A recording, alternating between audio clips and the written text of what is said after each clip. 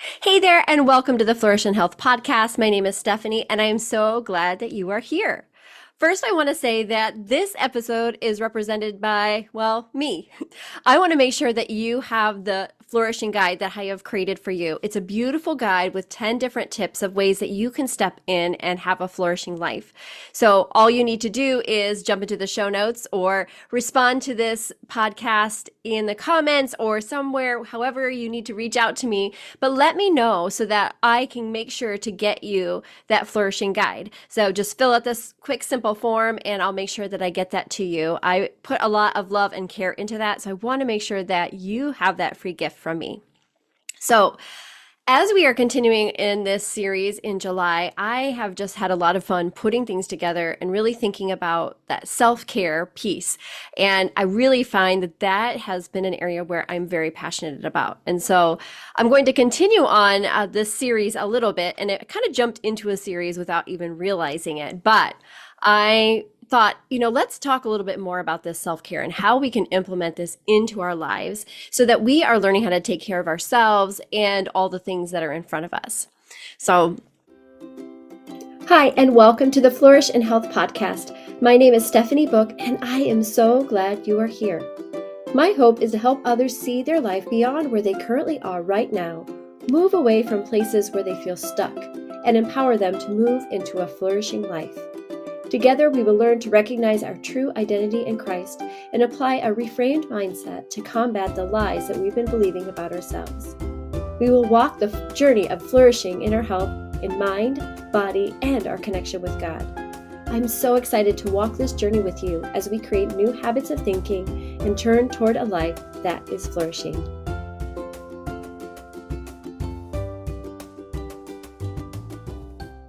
So I don't know about you, but sometimes learning how to balance all of life's responsibilities can feel overwhelming or impossible. We struggle to manage our time effectively. Often we feel overwhelmed by just all the tasks on our to-do list, and we create unrealistic expectations to get it all done. Then on top of that, we're not completing everything that we're wanting to do, and we're expecting ourselves to do so much, and then we have the guilt that we add on top of that. Is it just me, or is that what we all are feeling? I would be really surprised if I was the only one that felt that way, because I feel like that's just a common thing that happens with all of us. So often we beat ourselves up and we forget to acknowledge what we actually have done in the day. Often we find it hard to complete the task, and then when someone like me says it's important to make time for self-care, you literally want to punch me in the face for even suggesting it. Well, I hope that you don't want to be that harsh and punch me in the face, but you do scoff at me a bit. You might roll your eyes. You are burned out and you're stressed, and you're like, why in the world would I have time to take care of myself, Stephanie? So I hope that this can help you a little bit, because I think over time we learn how to take care of ourselves, because I was definitely in that same space as you where I didn't think that I could take care of me. I thought that it was selfish. I thought I would feel guilty when I did. But I'm saying that it is important. And there are some different ways that maybe we can implement things in our lives to help that become a little bit easier. And I can only say this all of this because I get you. I have felt like that often, where so many things are coming and I have so much on my to-do list. I've even probably talked about that here before, where a lot of times I'll write out my to-do list and I'll be like, all the different things I need to do, and I'll write cry, a little more things, cry. My kids always laugh at me. And sometimes I probably have talked about this before, but a lot of times they'll look at my list of things that I wrote down and they're like, you didn't write down cry, because that's probably where I was in a better headspace. I was more focused on what I was going to do. But we all have that points where we feel that overwhelm. So though I don't think balance is the right word to share about prioritizing your self-care, I do really want to help you see how important it really is. Bringing in a healthy dose of self-care, helps you prevent that stress, reduce that feeling of that burnout and things like that. So we're not going to necessarily, when I do balance, if you're listening to me, I'm putting balance in the quotes because it's not my favorite word, but I want to have you learn how to have a healthy dose maybe of having that self-care into your days. And you know what I say this often, but when you take time to care of yourself, it actually allows you to function better, more efficiently. You are actually doing everyone better when you have taken some time to take care of you first. And I feel like I'm a broken record when I say this, but it is important, and it's so, so true. Janet Kingsford says, balance is not something you find, it's something you create. And again, I don't love the word balance, but we can create that space and time in our lives to take care of us and do the things that we want to do. Creating a balance or a specific action towards self-care helps improve our productivity and our focus. It makes sure that we have that time for personal growth and helps us with our relationships. It helps them grow as well. We get to show up better for all the areas in our life. When we're taking care of ourselves first, we have more. We know that empty cup gets filled up so that we can pour it out. In Ecclesiastes 3:1, it reminds us, to everything there is a season and a time for every matter under heaven.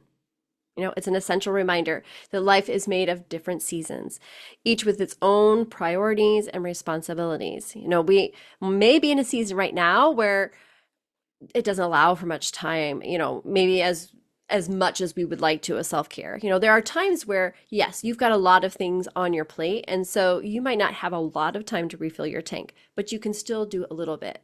They don't have to be huge, but doing something to take care of you will create that change that you want to see. It will give you that balance of life because you have had some time. It might just be a few minutes, but at least it's time that you are taking care of you. So I thought today I would share a few tips on how to help you move toward a healthier balance or really a commitment to taking care of you. Sound good? So the first one is to make sure that you have your priorities set. Set those priorities. Begin by identifying what matters most in your life. What are the things that matter to you most without fail? What brings you to move each day? Take a few minutes and focus on areas that align with your core, your values, your long-term goals. What are those things? What really is a priority to you?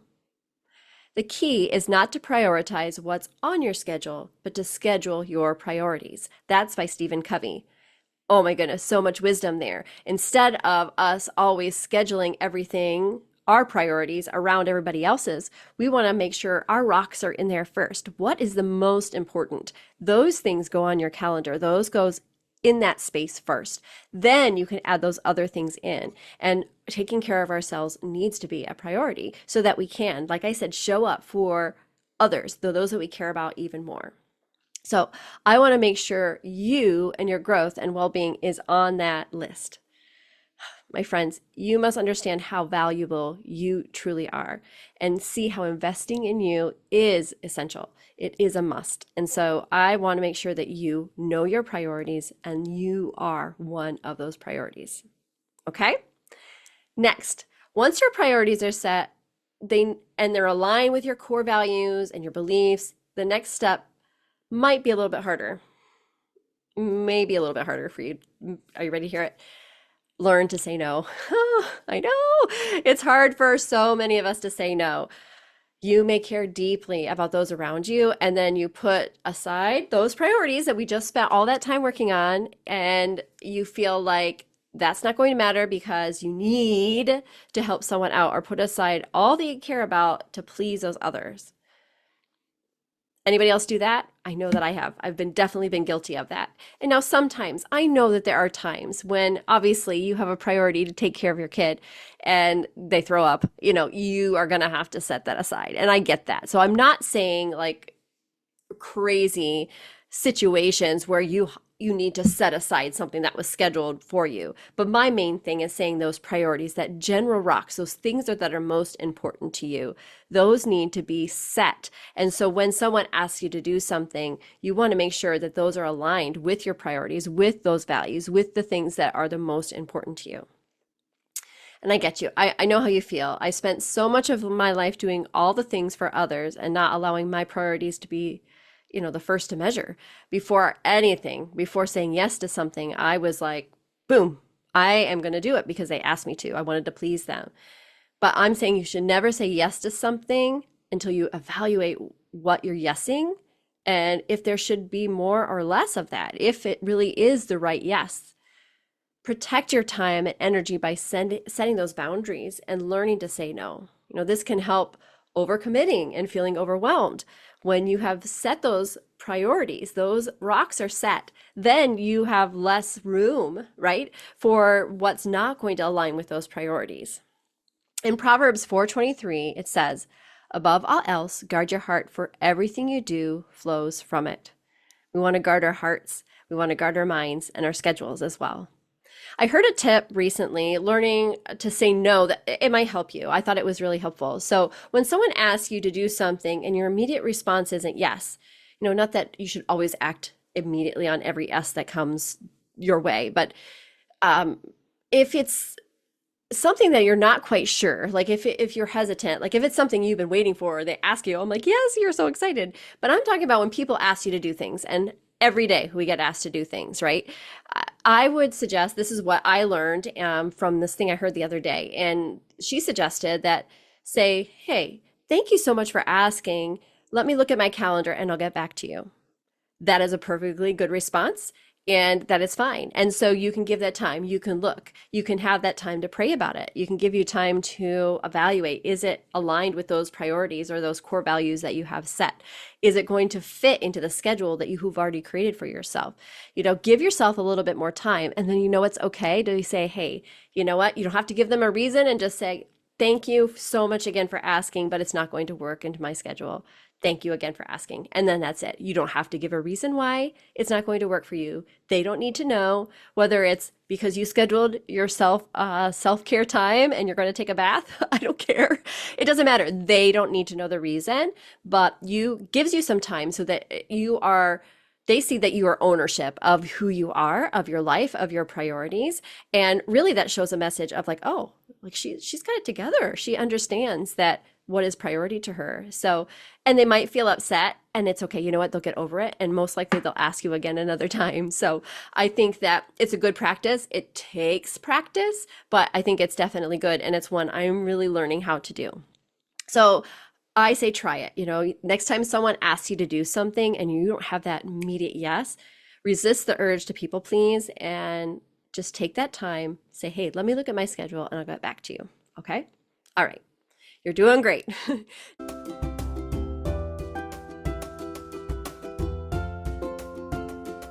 Next up is learn to delegate. I know that I want to work on this as well. I have a friend that says, well, did you ask your kids to do that? Or did somebody else in your house can do that? And she's right.